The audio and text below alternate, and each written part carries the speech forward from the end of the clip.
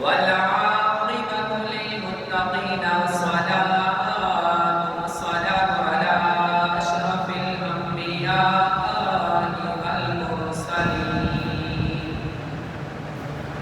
أما بعد فأعوذ بالله من الشيطان الرجيم بسم الله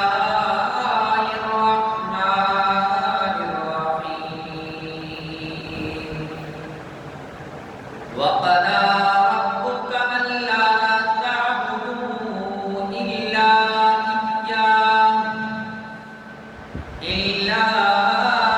إياه وبالوالدين إحسانا آمنت بالله صدق الله مولانا العظيم إن الله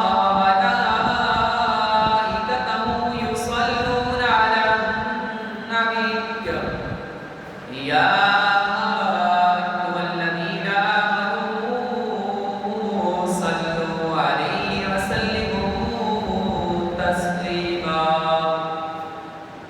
الصلاة والسلام عليك يا سيدي يا رسول الله وعلى آلك وأصحابك يا سيدي يا حبيب الله اللہ خالق صلاۃ والسلام نبی مکرم شفیع معظم والی کونین جناب احمد مصطفیٰ صلی اللہ علیہ وآلہ وسلم کی عظیم بارگاہ میں تحفہ درود و سلام پیش کرنے کے بعد معزز سامعین حاضرین السلام علیکم ورحمۃ اللہ وبرکاتہ۔ آج کے جمعۃ المبارک میں ویسے تو اللہ اور اس کے حبیب کا ذکر کرنا ہر لمحہ ہر لحظہ خوبصورت ہوتا ہے، لیکن کچھ دوست احباب کی فرمائش پر ایک خوبصورت عنوان کا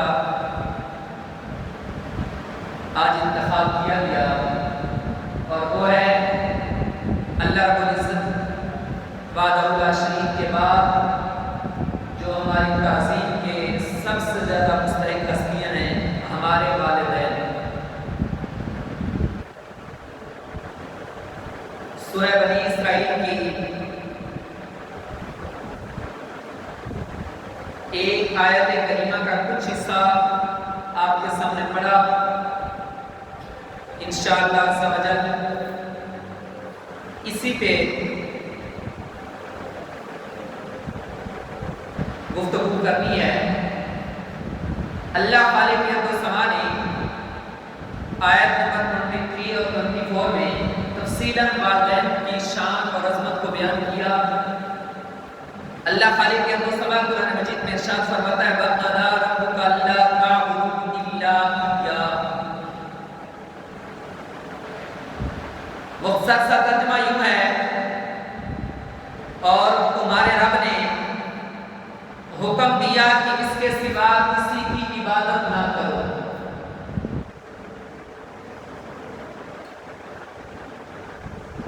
اپنی عبادت کے علاوہ فرمایا کسی کی عبادت نہ کرو، اور اس کے ساتھ متصل ہی فرمایا وَبِالْوَالِدَيْنِ إِحْسَانًا، اور والدین کے ساتھ حسن سلوک کرو۔ اما یبلغن عندک الکبر احدہما او کلاہما فلا تقل لهما اف ولا تنہرہما وقل لهما قولا کریما۔ فرمایا ان کے ساتھ حسن سلوک کرو، اور اگر تمہارے سامنے وہ دونوں یا دونوں میں سے کوئی ایک بڑھاپے کو پہنچ جائے تو بس تم ان سے اف تک یعنی اوہ ہاں اس طرح کا جملہ بھی نہ کہو، اور فرمایا کہ ان سے کوئی اونچا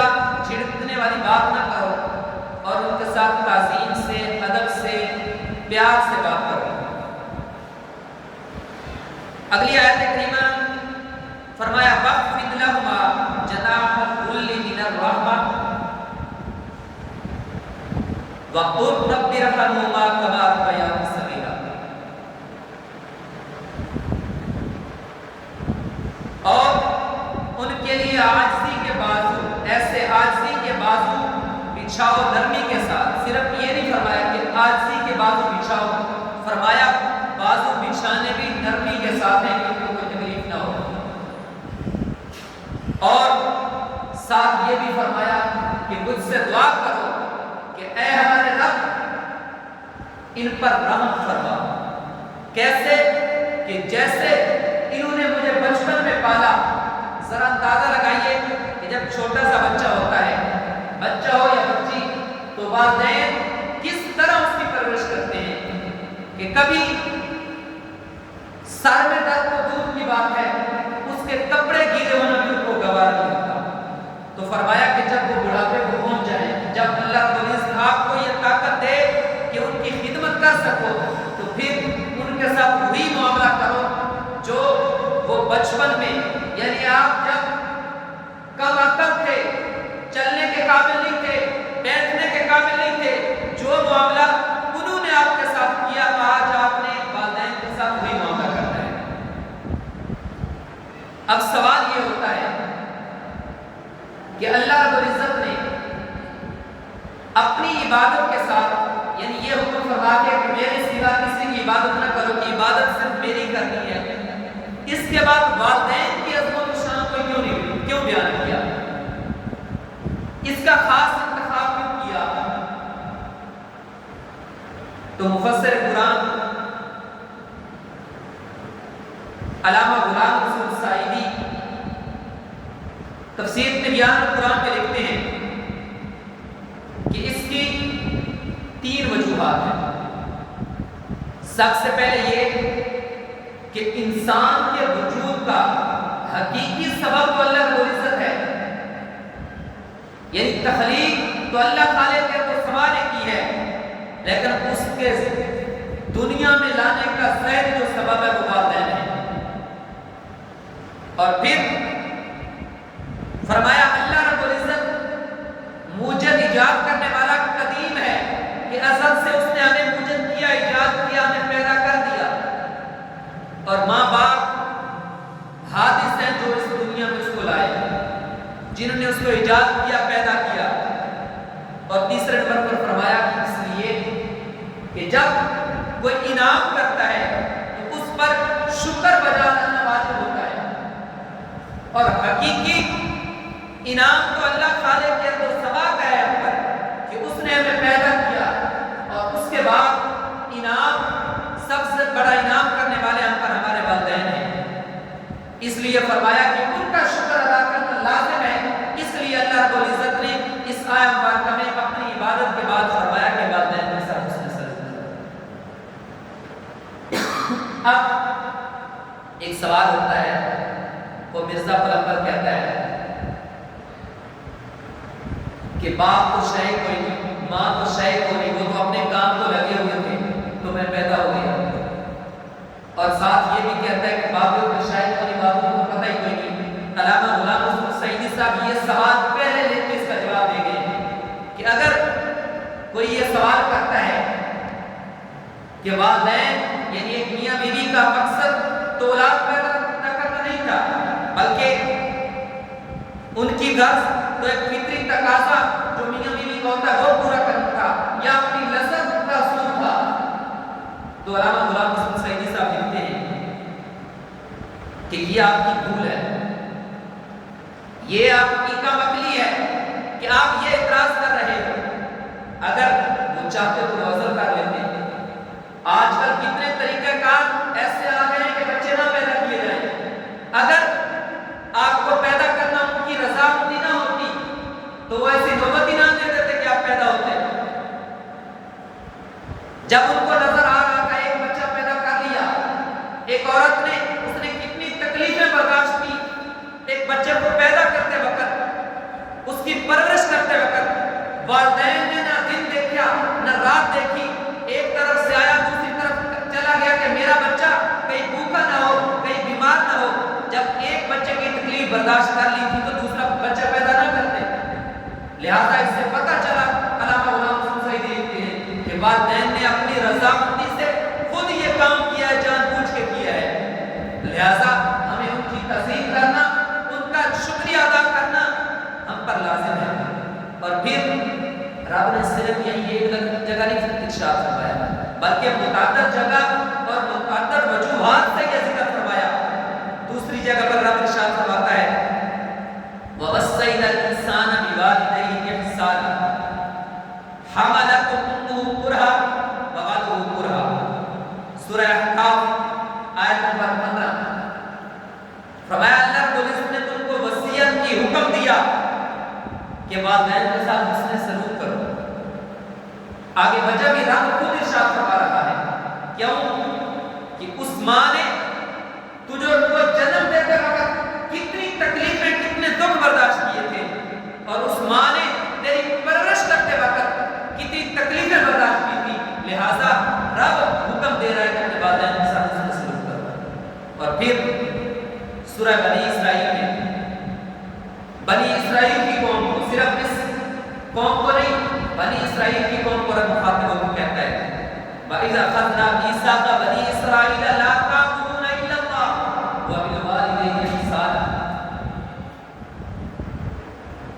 کہ رب نے جب پختہ عہد لیا، وعدہ لیا بنی اسرائیل سے کہ میرے سوا کسی کی عبادت نہیں کرو گے، اور ساتھ فرمایا کہ والدین کے ساتھ حسن سلوک کرو گے. گویا رب نے ان سے پہلے وعدہ لے لیا کہ یہ دو کام کرنے آپ پر لازم ہے کہ ایک تو میرے سوا کسی کی عبادت نہیں کرنی، دوسرا اپنے والدین کے ساتھ حسن سلوک کرنا ہے. تو یہ رب بار بار اپنی عبادت کے بعد والدین کے ساتھ حسن سلوک کا یہ بتا کے ہمیں یہ تعلیم دے رہا ہے کہ اگر رب کی عبادت کے بعد سب سے بڑی کوئی عبادت تو والدین کے ساتھ حسن سلوک کرنا ہے. اور پھر رب العزت نے سورہ بقرہ کی آیت نمبر 215 میں جب ہم سوچتے ہیں کہ خرچ کہاں کریں، بالخصوص آج کل کی نوجوان نسل کہ جب شادی ہو جاتی ہے پھر سوچنے پہ مجبور ہو جاتے ہیں کہ ہم نے خرچ کہاں کرنا ہے. تو رب نے قرآن مجید میں اصول بیان فرما دیا. فرمایا وَيَسْأَلُونَكَ مَاذَا يُنْفِقُونَ قُلْ مَا أَنفَقْتُم مِّن خَيْرٍ فَلِلْوَالِدَيْنِ وَالْأَقْرَبِينَ وَالْيَتَامَىٰ. رب نے اصول بیان کر دیا. اے محبوب، وہ آپ سے سوال کرتے ہیں لوگ کہ ہم اپنے مال کہاں خرچ کریں، تو فرمایا سب سے بہترین مال کو خرچ کرنا ہے، پہلے والدین پر خرچ کرنا ہے، پھر اقربا، رشتہ دار، بیوی، اولاد، بچے، عزیز و اقارب، اس کے بعد پھر یتیم. ایک ترتیب بیان فرمائی. تو رب نے یہ واضح فرما دیا کہ سب سے پہلے آپ کے جو خرچ کرنے کا مستحق ہے، جس کو آپ نے کچھ دینا ہے، جس کی خدمت کرنی ہے، تو وہ والدین ہیں. اور سورۃ لقمان میں فرمایا انشکر لی ولوالدیک وإلیہ المصیر. الفاظ پر توجہ کیجیے. رب فرماتا ہے کہ میرا شکر کرو. یہ ایسے ہی نہیں ہم کہتے کہ والدین کا شکر رب کے بعد سب سے ضروری ہے. رب فرما رہا ہے انشکر لی ولوالدیک، میرا شکر کرو اور اپنے والدین کا شکر کرو. اور فرمایا الیہ المصیر، اور تم نے لوٹنا تو میری طرف ہے. اس سے ہمیں کیا تعلیم ملتی ہے کہ اگر ہم اس پر ایمان رکھتے ہیں کہ ہم نے اللہ رب العزت کی طرف لوٹنا ہے، تو اللہ رب العزت کا یہ امر بھی ہمیں ماننا ہوگا کہ جہاں رب کا شکر کرنا ہے، رب کا شکر کیسے ہے کہ ہم اس کی عبادات کریں، اور پھر اپنے والدین کا شکر بھی ادا کرنا ہوگا. والدین کی تعظیم، والدین کی خدمت، یہ ہمارے لیے فرض عین ہے. اگر ہم نہیں کریں گے تو ہمیں یہ سوچنا پڑے گا کہ کیا ہم رب کے ایک حکم کو تو مان رہے ہیں، اس کی عبادت تو کر رہے ہیں، لیکن دوسرے حکم کو ہم کیوں نہیں مان رہے. متعدد آیات میں اسی طرح اور بھی رب نے والدین کی شان بیان فرمائی. اتنا وقت نہیں ہوتا، تو المقصد خلاصہ یہی ہے کہ رب بار بار ہمیں جھنجھوڑ رہا ہے اور یہ پیغام دے رہا ہے کہ اے میرے بندے، اگر میری عبادت کے بعد سب سے کوئی ضروری تیرے لیے کام ہے تو وہ اپنے والدین کے ساتھ حسن سلوک کرنا ہے، والدین کی تعظیم کرنا ہے. والدین کے ساتھ کیسے پیش آنا ہے رب نے قرآن میں وضاحت کے ساتھ میں عرض کر چکا، بیان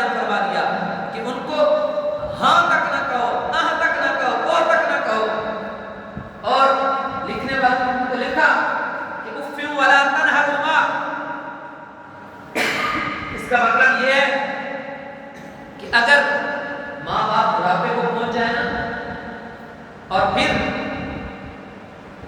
اگر اللہ ہر ایک کو ایسی نوبت پہ نہ لائے، ہماری دعا ہے کہ اگر ایسا معاملہ ہو کہ ماں یا باپ کسی کا واش روم پیشاب نکل جائے، تو جب اس کو آپ صاف کرنے لگو تو ناک پہ کپڑا نہ دو۔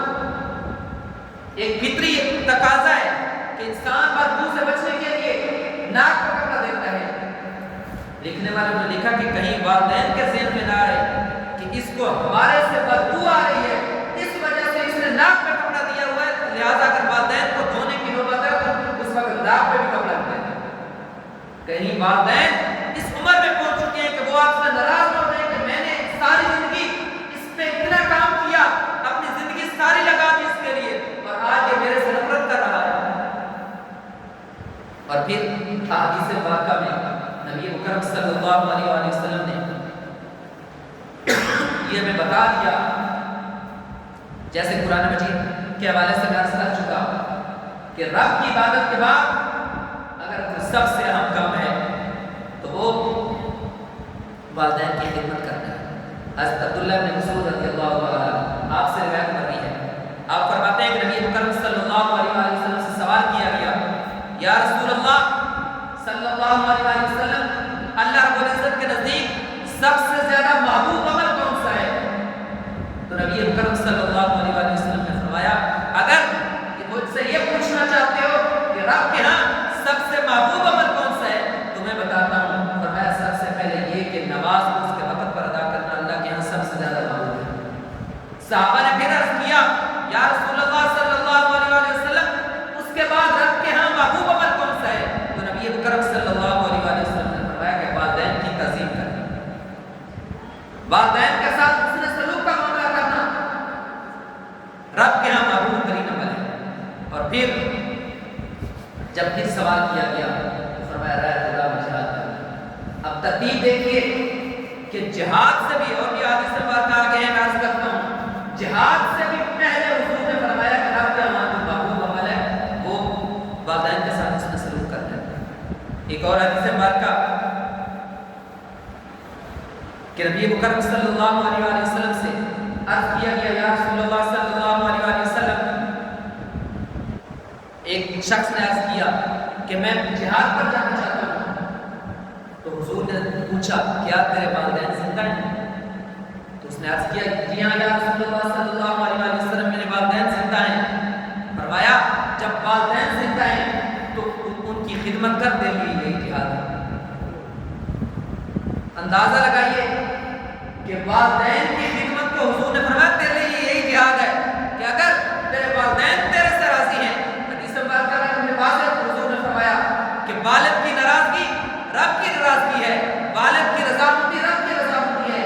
دوسری حدیث میں والدین کے دونوں کے متعلق فرمایا کہ اگر تیرے والدین تجھ سے راضی ہیں تو رب بھی راضی ہے، اگر والدین ناراض ہیں تو تو جتنی باتیں کرتا رہے، رب جب راضی نہیں ہوگا تیری باتیں کیسے ہوگی؟ تو آج اگر ہم چاہتے ہیں کہ ہماری دنیا اور آخرت بہتر ہو تو اس کے لیے یہی ہے کہ ہمیں اپنے والدین کو راضی کرنا ہے۔ آخری حدیث سے بات کا عرض کرتا ہوں کہ اگر کسی کے والدین فوت ہو جائیں تو صحابہ نے ہمارے لیے ہر کام آسان کر دیا۔ سوال کیا گیا یا رسول اللہ صلی اللہ علیہ وسلم کہ اگر کسی کے والدین فوت ہو جائیں تو کیا اس کے بعد بھی کوئی حق ہے والدین کا؟ والدین تو اس دنیا سے پردہ کر گئے، دنیا میں جو کیا سو کیا، اب کیا کرنا ہے؟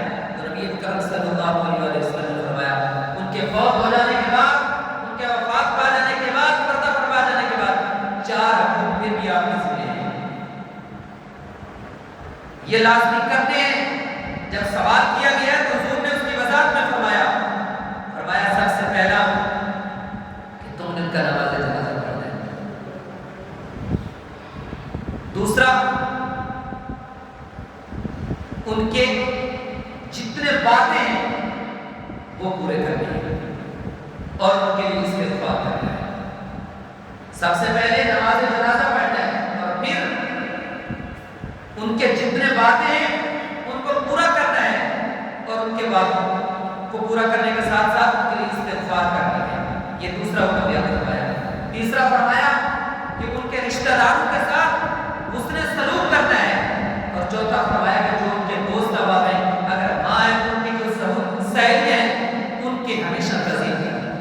اور یہ حضور صلی اللہ علیہ وسلم کی سیرت سے بھی ملتا ہے کہ جب حضور صلی اللہ علیہ وسلم کی خالہ ماسی جس کو ہم کہتے ہیں وہ آئے تو حضور نے کھڑے ہو کر استقبال کیا اور یہ ہمیں تعلیم دی کہ اگر ان کے جو دوست رشتہ دار اگر وہ آتے ہیں تو ہمارے لیے تسلیم کرنا. اس سے ایک جملہ عرض کرتا چلتا کہ استغفار کرنا یہ حضور صلی اللہ علیہ وسلم جو ہم کرتے ہیں استغفار میں یہ کلمہ کلام یہ درود پاک یہ محافل یہ قرآن یہ جلسے یہ سب استغفار ہے. حضور نے ہمیں یہ تعلیم دی ہے کہ والدین اگر اس دنیا سے چلے جائیں تو پھر بھی ان کے یہ حق باقی رہتا ہے. ان کے جو تعلقات ہیں ان سے تعلق بھی نہیں ختم کرنا اور تعلق کس لیے رکھنا ہے کہ یہ میرے والدین کے دوست ہیں والدین کا کے ساتھ تعلق کا اور فرمایا ان کے استغفار کرتے ہیں. اللہ رب العزت ہمیں ہر حال میں اپنے والدین اگر زندہ ہیں تو ان کی تعظیم